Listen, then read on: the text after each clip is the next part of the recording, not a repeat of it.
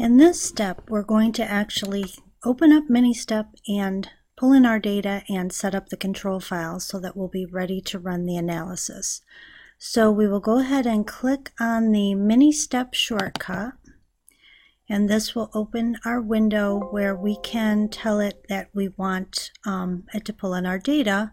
And so since our data is in SPSS, we'll just click on this second button, and we get this second window to specify which of those forms of data we want. So we're going to select the purple SPSS button, and now we're going to click on Select SPSS File, and this will allow us to browse to the place where we have our data ready. So I'm going to go ahead and click on my MSLQ data and open that. And now you can see I have all of the variables listed here. Now I did not go ahead and delete out variables I didn't want. So in your file you should just have the items that you want to analyze. So you would just copy all of those items that are going to be in your scale or your measure. And then you're going to click up here after the red line that says item response variable, and you're going to hit Control V to paste those. And when you look, it should be all of the items that are in your measure listed here. And we're not going to worry about anything else. And once we have our items identified, we're going to click Construct our WinSteps file. And it wants us to save this file, so we want to name this something meaningful.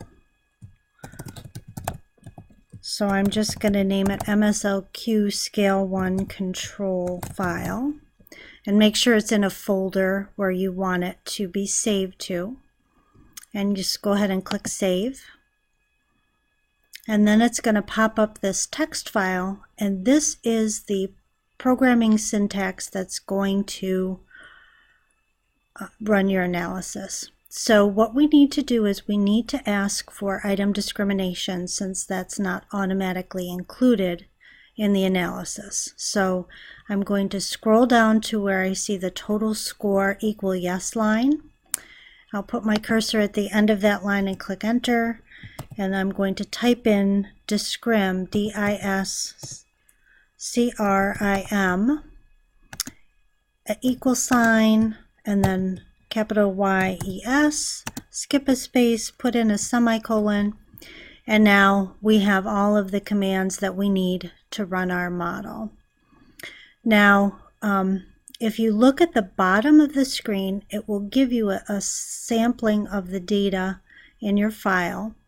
So if you see values in this, these are the first few cases, if you see values in these cases that should not exist in your data file, perhaps you did not recode 8s and 9s to system missing, you're going to need to go back to your data file, recode those missing values to just be null values, and then pull it back in here. Because if you have numeric values for missing values, WinSteps and Ministeps will think that these are actual values, and it will include them in your scale, and you don't want that to happen.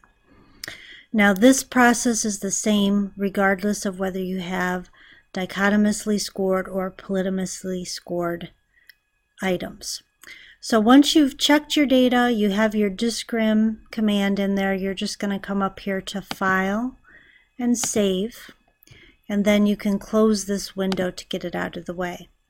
Now in order to run this, we're going to come back to our window here, and we're going to click Enter,